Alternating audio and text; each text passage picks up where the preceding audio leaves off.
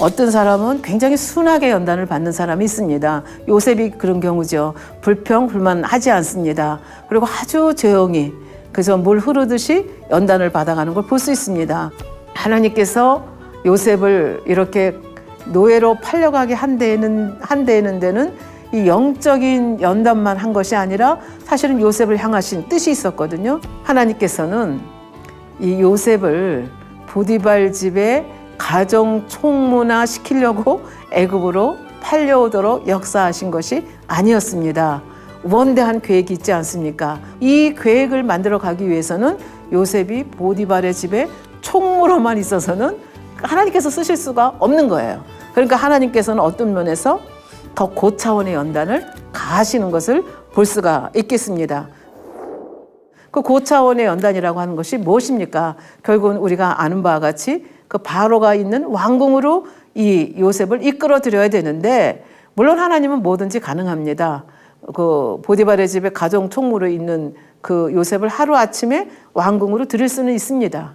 그러나 이것이 하나님께서는 그 독재자처럼 일하시는 분이 아니고 일하늘의 공의는 일하늘의 일은 일하늘의 공의에 맞게 역사하시는 분입니다. 그러니까 아버지 하나님께서는 독재적으로 일하시는 분이 아니고 일하늘의 공의에 맞게 일하셔야 되니까 결국은 이 요셉을 바로의 왕궁으로 이끌어들이기 위해서는 여기에 또 필요한 연단을 가하시는 겁니다. 근데 하나님께서 보실 때에 이 요셉은 이런 연단을 가해도 능히 이것을 이겨낼 수 있는, 이 연단을 잘 통과할 수 있는 그 그릇인 것을 아셨기 때문에 결국은 전혀 예상치 않은 방법을 통해서 그 보디발의 집에 있는 그 왕들의 죄수들이 들어가는 그 감옥으로 가게 하는 걸 볼 수 있죠. 이 왕의 죄수들이 모이는 그 감옥은 일반 범죄자나 흉악범들이 들어가는 그 감옥하고는 레벨이 다른 거지, 급이 다른 거죠. 그러니까 왕의 죄수들이 오는 것은 거기다 뭐 국방부 장관, 문교부 장관 이런 사람들이 뭔가 바로의 심기에 합당치 못해서 결국은 감옥에 온 거거든요. 그래서 그 감옥으로 들여보내는 이 작업을 해야 되는데, 이 작업을 하기 위해서는 어떻게 해야 돼요? 요셉이 결국 감옥에 가야 되잖아요. 근데 감옥에 가는 것이 우리 인간의 생각으로 할 때는 또 나락으로 떨어지네, 또 저렇게 연단 받네, 하나님은 살아계시는가? 보통 사람 같으면 그렇게 원망하고 불평하다가 결국은 그냥 감옥에서 평생 살다가 죽을 수도 있는 것이죠. 그러나 하나님께서는 요셉의 그 마음을 아셨습니다. 이미 영으로 들어갔고, 그 다음에 이런 연단을 가해도 거기에 그 연단에 그 눌려서 그냥 찌그러질 사람이 아니라는 것을 아셨기 때문에 하나님께서는 요셉을 감옥으로 이끄셔야 되니까 여기에 이제 누가 그 도구로 쓰여지는가 하면 보디발의 아내가 악한 도구로 쓰여지게 됩니다. 우리가 보면 어떤 사람은 악한 도구로 쓰임받고 어떤 사람은 선한 도구로 쓰임받습니다. 왜 그렇습니까? 결국 자기의 마음 상태에 따라서 악한 사람은 악한 도구로 쓰임받는 거고 선한 사람은 선한 도구로 쓰임을 받게 되는 거죠. 그래서 성경에 보면 그 가정 총무로 일했다 하는 얘기가 나오면서 그 요셉의 용모가 아담하고 준수했다. 이거는 굉장한 이제 다음에 뭐가 전개될지를 우리에게 그 실마리를 이제 알려주는 그런 기절이라고 볼 수가 있겠습니다. 근데 그 보디발의 아내가 이 아담하고 준수한 이 가정 총무 요셉을 봤을 때 너무나 멋집니다. 세상에 저런 사람이 어디 있는가. 이 여인도 사람 보는 눈은 있는 거죠. 사람 보는 눈은 있는데 이게 이제 정욕에 불타서 그 창세기 39장 7절에 보면 그 후에 그 주인의 처가 요셉에게 눈짓하다가 동침하기를 청했다. 이렇게 되어 있습니다. 윙크하는 거죠. 그리고 유혹을 하는 그 모습을 볼 수가 있습니다. 어떻게 보면 이게 이제 엄청난 미혹이 온다고 볼 수가 있겠죠. 이제 보통 사람들 같으면 이런 시험에 넘어가는데 요셉은 보통 사람이 아니었습니다. 임으로 영으로 들어와서 깨끗한 그릇을 만들었고 이제 온 영을 향해서 아버지가 훈련을 하시는 이제 그런 단계, 그릇 속에 이제 선으로 더 깊은 선으로 더 큰 그릇으로 만들어가는 그런 단계인 것을 알 수가 있죠. 그래서 39장 8절에 보면 이렇게 나와 있습니다. 요셉이 거절하여 자기 주인의 처에게 이르되, 그러니까 맨날 눈짓하면서 손짓하는 그 여인에게 당당하게 말합니다.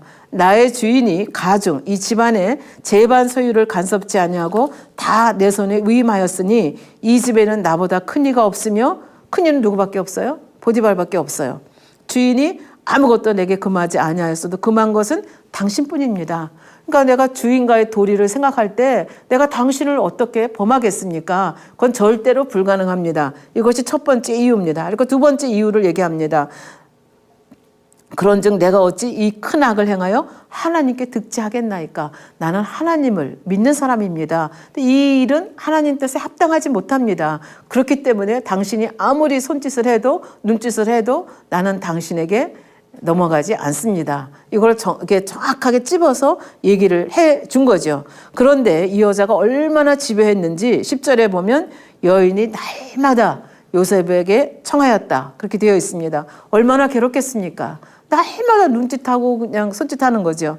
청하였으나 요셉이 듣지 아니하여 동침하지 아니할 뿐 아니라 함께 있지도 아니하니라. 그러니까 이 여인의 마음을 왜 이렇게 하는지를 속까지 다 꿰뚫어 보고 있기 때문에 같이 있는 기회를 안 만드는 거죠.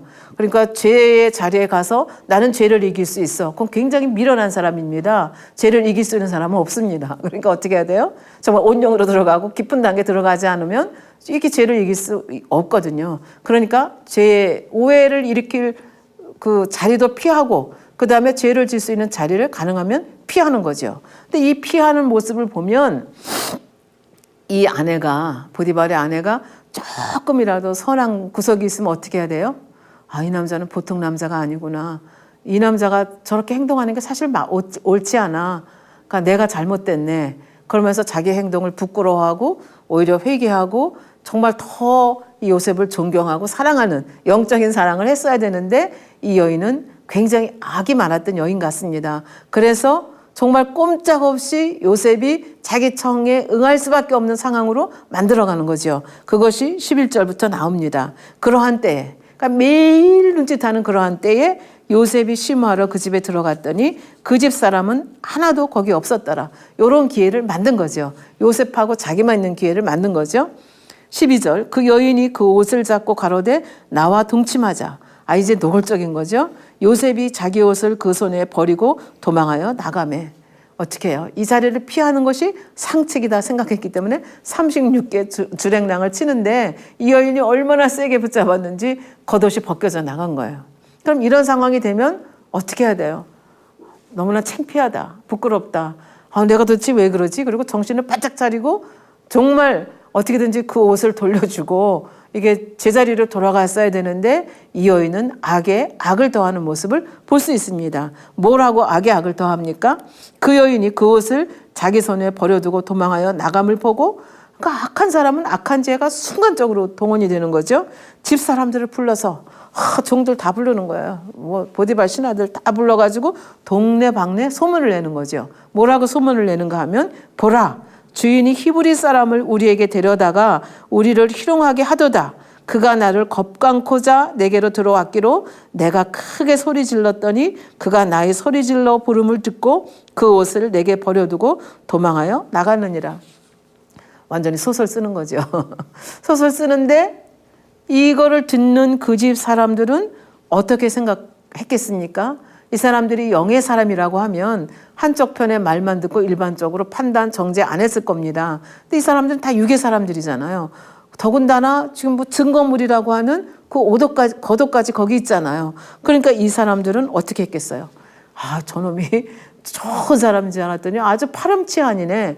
그러면서 파렴치한으로 하루 아침에 나락에 떨어지는 것이죠. 그리고 나중에 여기 보면 그 옷을 또 계속 가지고 있다가 자기 남편이 들어오길 기다리는 거죠. 그래서 16절에 보면 그 옷을 곁에 두고 자기 주인, 누구의? 보디발이죠. 자기 주인이 집으로 돌아오기를 기다려 이 말로 똑같은 말 하는 거예요. 내가 혼자 있었는데 겉가나라고 들어왔는데 내가 소리를 지르니까 이놈이 도망치다가 이 옷을 남겨놓고 갔다고 이제 이렇게 얘기를 하는 거죠. 이 말로 그에게 고함에 가로되 당신이 우리에게 데려온 히브리 종이 나를 희롱코자 내게 들어왔기로 내가 소리질러 불렀더니 그가 그 옷을 버려두고 도망하여 나갔나이다. 이때 보디발이 정말로 지혜로운 사람이었다면, 정말 육의 사람이 아니고 영의 사람이었다고 하면 어떻게 했겠어요? 대지를 한다든지 아니면 요셉을 불러서 이게 어떻게 된 거야? 아내가 이렇게 얘기하는데 도대체 어떻게 된 거야? 왜? 지금까지 요셉이 어떤 사람인지를 너무 잘 알았잖아요. 하나님을 믿는 사람이고 요셉 때문에 자기 집이 축복받는다는 걸 너무나 잘 알고 있는 사람이잖아요. 그렇게 했어야 되는데 보디발도 육의 사람이었습니다. 순간적으로 여기 보면 분노가 나가지고 어떻게 했어요? 요셉을 잡아서 왕의 죄수들이 갇히는 감옥에다가 집어 쳐놓고 많은 것을 볼 수가 있습니다. 근데 요셉은 이렇게 하는 보디발에 대해서 이렇게 자기에게 누명을 씌우는 보디발의 아내에 대해서 그렇지 않다고 한마디도 변명도 하지 않고 항명도 하지 않는 모습을 볼 수 있습니다. 자기가 죄가 없다는 걸 증명할 수 있는 방법을 생각해내면 생각할 수 있는 사람이었습니다. 그런데 그렇게 하지 않습니다. 왜? 그렇게 하게 되면 자기 주인의 얼굴이 어떻게 되겠습니까? 그러니까 보디발의 아내도 비록 그렇게 악한 여인이긴 하지만 그 여인의 허물도 덮어주고 또 자기 주인의 허물도 덮어주면서 아무 소리 하지 아니하고 스스로 모든 것을 다 둘러쓰고 갑니다. 그러면서 생각합니다. 이 상황을 허락하신 하나님의 뜻이 있을 거야. 하나님의 기쁘신 뜻이 있을 거야. 그러니까 이것 때문에 내가 이렇게 불이익을 당한다 생각하고 하나님에 대해서 원망하고 불평하는 것이 아니라 이미 요셉은 하나님이 이것을 허락할 때는 특별한 뜻이 있을 것이라는 것을 마음에 인지할 만큼 그렇게 깊은 단계로 들어가 있다 하는 것을 볼 수가 있겠습니다. 그래서 로마서 8장 28절 여러분들 다 아시는 기절인데요. 우리가 알거니와 하나님을 사랑하는 자 곧 그 뜻대로 부르심을 입은 자들에게는 모든 것이 합력하여 선을 이루는 것이다. 선을 이루느니라. 바로 이것, 하나님이 뭔가 뜻이 있어서 나를 이리로 보내실 거야 하면서 감옥으로 가서도 불평하고 원망하고 아이고 내가 노예로 산 것도 분해 죽겠는데 내가 어떻게 해서 이게 언제 나가요. 사실 우리는 몇 년 살다가 나오는 거 알지만 사실 요셉은 모르잖아요. 그러나 몇 년인지는 모르지만 아버지 하나님께 언젠가 나를 여기서 건져주시고 자기에게 주신 꿈대로 무엇인가 아버지의 선하신 뜻이 있다는 것을 믿습니다. 그렇기 때문에 사실 애매하게 고난받은 거잖아요. 고난받을 이유가 없습니다. 그럼에도 불구하고 어떻게 해요? 하나님은 나를 축복하시기 위해서 나를 이 감옥으로 보내셨다. 그러니까 이렇게 생각하는 사람은 원수마귀 사단도 어떻게 할 수가 없어요. 송사할 수가 없는 거죠. 그러니까 하나님이 감옥에 들어가 있는 요셉을 어떻게 했어요? 또 형통하게 했다고 성경은 기록을 하고 있습니다. 감옥에 들어가는데 뭐가 형통해요? 그러니까 하나님의 생각과 우리 인간의 생각은 굉장히 차이가 많이 난다는 걸 알 수가 있습니다. 그러니까 하나님이 허락하셨기 때문에 하나님이 이것을 통해서도 깊은 선을 이루고 계신다는 걸 느꼈기 때문에 요셉은 조금 더 불평하지 아니하고 그 감옥에 들어가서 아이고 내 신세야 하고 환단하고 땅 치는 것이 아니라 거기서도 또 빠릿빠릿하게 잘 섬기고 하니까 누구 눈에 띄었습니까? 전옥의 눈에 띄는 거죠. 그래서 전옥도 보디발이 이 요셉을 자기 가정 총무로 세우고 모든 걸 맡겼듯이 전옥도 보니까 이 사람이 보통 사람이 아닌 거예요. 그러니까 모든 걸 다 그냥 재반 사무를 다 누구한테 맡겨버리는 거예요. 요셉에게 맡기는 이런 일이 있는 걸 볼 수 있습니다. 이런 모습을 볼 때 하나님께서 얼마나 기쁘셨겠어요. 역시 요셉이구나. 그릇이 점점 커가는구나. 깊은 선으로 깊게 들어가는구나 하면서 굉장히 흐뭇해 하셨을 것이라 생각을 합니다. 그래서 이 왕의 또 그 죄수들을 만나면서 아버지께서 왕의 죄수들이 있는 감옥으로 보낸 이유가 있지 않겠습니까? 하나님은 앞으로 총리 세울 것까지 지금 다 계산하고 계신 거죠. 근데 총리를 하루아침에 세운다고 해서 이런 훈련이 없이 총리가 되면 나라가 어떻게 돌아가는지 모르는데 어떻게 총리 역할을 설사 세웠다 하더라도 하나님의 정권으로 세웠다 하더라도 어떻게 총리 노릇을 하겠습니까? 그러니까 하나님께서는 또 훈련시키는 거죠. 이 국가가 어떻게 돌아가는지 왕의 죄수들의 이야기를 한 사람 한 사람 들어가 거기서 이 나라가 어떻게 돌아가는지를 배우는 겁니다. 행정이 어떻게 돌아가는 건지 그리고 누구는 이런 성향이 있고 누구는 이런 성향이 있고 하면서 이 국가 재반사에 대한 것을 이 감옥을 통해서 어떻게 해요? 하나님께서 교육을 시키고 있다. 이렇게 볼 수가 있겠습니다. 그래서 여기 이제 그 보디발을 통해서 아내가 그렇게 거짓 누명을 씌웠는데도 불구하고 그렇게 자기가 신뢰하고 믿는 나은 요셉을 하루아침에 왕의 죄수들이 사는 그 감옥 속에 집어넣는 그 보디발을 보면서 우리는 무엇을 생각합니까? 육의 사람의 한계를 생각할 수밖에 없습니다. 하나님을 믿는 그 요셉을 너무나 좋아했고 신뢰했고 믿는다 하였지만 그 믿는다고 하는 것이 자기가 생각한 것, 자기 유익, 또 자기가 생각한 그 기준에서 벗어난다고 생각했을 때는 어떻게 해요? 일고의 가치도 없이 그냥 하루아침에 분노해서 집어넣는 이 모습을 보면서 이 육의 사람이 가지고 있는 한계를 우리가 볼 수가 있습니다. 영의 사람이라면 이렇게 하지 않죠. 상대의 얘기를 들었고 여기 뭔가 무슨 뜻이 있는가를 깊이 공부를 했을 것입니다. 그러나 그 보디발이라고 하는 사람은 선한 사람이긴 했지만 거기까지는 결국은 육의 한계 속에 머물러 있는 그런 보디발의 모습을 볼 수가 있겠습니다. 근데 영의 사람은 함부로 판단하지 않습니다. 그래서 저희 만민교회 이재록 당회장님께서도 항상 무슨 문제가 있으면 이쪽 사람의 말도 듣고 이쪽 사람의 말을 듣고 양쪽 말을 듣고 판단을 한다. 그렇게 말씀을 하십니다. 사실 그게 올바른 이야기죠. 그리고 섣불리 판단하고 정죄하지 않는다 말씀하시죠. 판단하고 정죄할 분은 하나님밖에 없다 생각하시고 오히려 이렇게 죄를 짓고 누명을 씌는 이런 사람들이 있다고 하면 어떻게 해요? 어떻게든지 저 사람을 어떻게 하면 살릴 수 있을까? 어떻게 하면 저 사람을 저 악에서 벗어날 수 있게 할 수 있을까를 생각하면서 미워하고 시기하고 질투하고 원망하고 불평하는 것이 아니라 그 사람들의 그 악을 보면서 오히려 애통하는 그런 모습으로 나오는 것이 영의 사람의 모습이다. 이렇게 볼 수가 있겠습니다. 그러니까 이 영의 사람과 육의 사람이 얼마나 차이가 나는지 보디발이 선한 사람임에도 불구하고 결국은 육의 사람이니까 그 한계를 드러내는 이 모습을 볼 수가 있겠습니다. 그렇기 때문에 우리가 영이 아니면 안 된다 하는 이유가 이 보디발의 케이스를 통해서도 다시 한번 우리가 생각할 수가 있겠습니다. 그러나 영의 사람이 되면 사실 이렇게 하루아침에 그 누명 쓰고 이 왕이 보통 감옥도 아니잖아요. 왕의 죄수들이 가는 감옥은 더 무시무시할 거 아니에요. 더 깊은 감옥 아닐 거 아니에요. 언제 해방될지도 모르잖아. 석방될지도 모르는 그곳으로 갔을 때 보통 사람들은 이런 연단을 받으면 깨어지죠. 깨어지고 살아나지 못하는데 결국은 요셉을 믿으셨기 때문에 요셉이 모든 것을 합동해서 선을 이루시는 하나님의 손길 그리고 하나님이 주신 그 비전을 가지고 있었기 때문에 그런 상태에서도 미혹에 빠지지 아니하고 하나님을 원망하지 아니하고 오히려 하나님의 뜻이 무엇일까를 궁구하는 이런 깊은 영의 사람으로 갔으니 하나님이 얼마나 기쁘셨겠는가. 그리고 내가 이렇게 하기를 잘했다. 그러면서 거기서 마음껏 배울 걸 배울 수 있도록 이렇게 역사해가는 모습을 볼 수가 있겠습니다. 그리고 사실은 왕의 죄수들이 가 있는 이 감옥에서 거기서 보고 듣는 게 뭐겠습니까? 얼마나 사람들이 괴계를 부리는지, 얼마나 술수를 쓰는지, 얼마나 거짓이 많은지, 얼마나 이간질을 많이 하는지 그걸 보고 볼 수 있지 않겠습니까?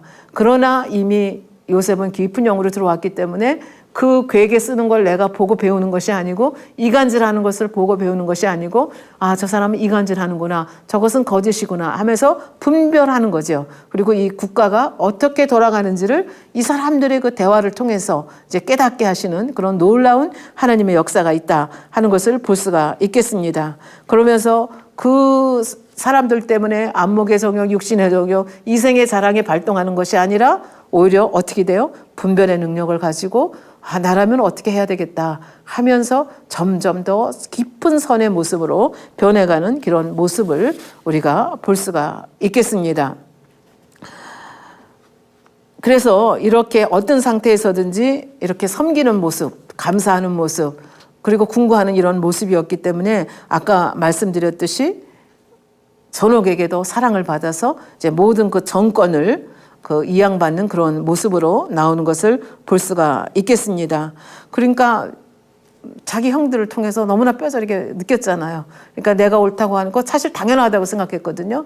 꿈꿨는데 꿈 얘기한 게 뭐가 잘못됐나. 아버지 잘못해서 아버지 앞에 그 사실대로 했는데 그게 뭐가 잘못됐나. 아버지가 채색옷 주셔서 내가 입었는데 그것이 무엇이 잘못됐나. 아마 그때는 처음엔 그렇게 생각했겠지만 그것이 어떻게 형제들의 마음을 다치게 했는지 어떻게 그들 속에 있는 악을 발동하게 했는지 이걸 깨달게 되니까 어떤 상황 속에서도 이미 이건 다 빼버렸기 때문에 이제 모든 것을 선으로 보고 오히려 분별하는 지혜를 점점 얻어가는 그런 모습을 여기서 볼 수 있습니다. 그리고 그 왕의 감옥에 가서도 어떻게 해요? 또 섬기는 모습으로. 그러니까 전옥이 눈에 띄는 거죠. 섬기는 모습으로, 겸비한 모습으로. 나는 재수가 없어서 아무 죄가 없는데 여기 들어와서 하고 막 입을 벌리는 것이 아니라 겸손한 모습으로, 겸비한 모습으로 섬기면서 아버지의 뜻이 무엇일까를 궁구하는 그 모습을 봤을 때 전옥은 다른 죄수와는 다른 모습을 요셉에게서 보지 않았겠습니까? 그러니까 모든 걸 다 맡기고 재반 사물을 다 맡기는 이런 모습을 볼 수가 있겠습니다.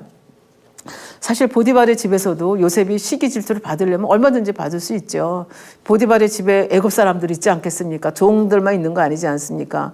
종들이 그 신하들이 봤을 때 저 사람은 종인데 어떻게 저렇게 높은 자리에 올려? 아니면 노예들이 봤을 때 나하고 똑같은 노예인데 왜 저렇게 높은 자리에 올려?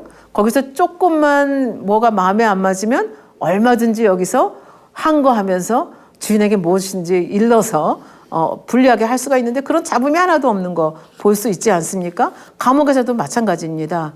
모든 사람을 섬기고 겸비한 모습으로 했기 때문에 감옥에서도 사람들의 사랑을 받는 그런 모습을 볼 수가 있겠습니다. 그러니까 요셉은 이런 그 중심이 좋은 사람이었기 때문에 아까도 처음에 말씀드렸죠. 똑같은 연단이 와도 어떤 사람은 통과하지 못해서 시끄럽고 요란하게 통과하지 못하고 그 다음에 또 통과하지 못하고 그래서 여러 번 시간이 오래 걸리는 사람이 있는가 하면 요셉처럼 물 흐르듯이 연단을 받는지 안 받는지. 왜? 보디발의 집에서 소리가 나지 않지 않습니까?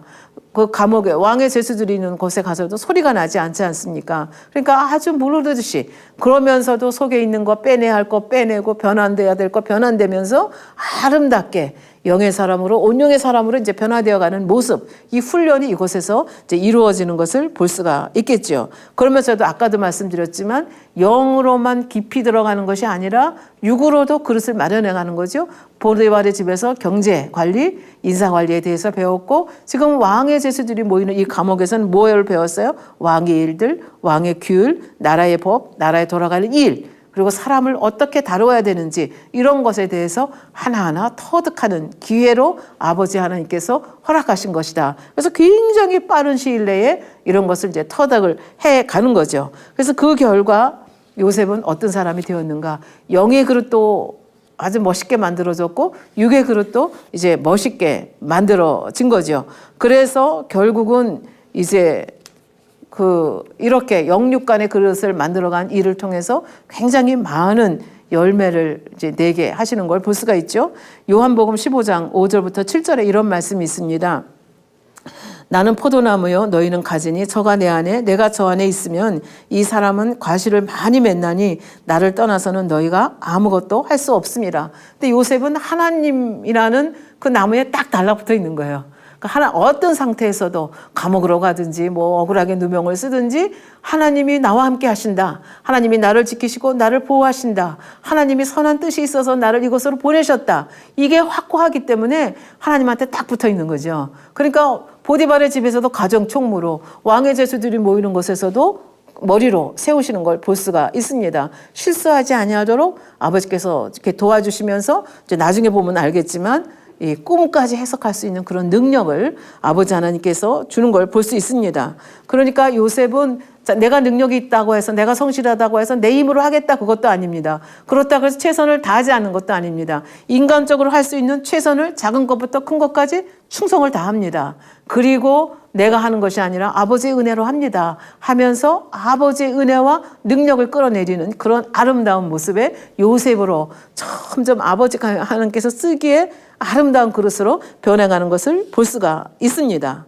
그러면 이렇게 아름다운 그릇으로 변화된 요셉을 하나님께서는 어떻게 또 더 깊은 그릇으로 더 선한 그릇으로 만들어서 결국은 쓰시는가 하는 것을 살펴보도록 하겠습니다.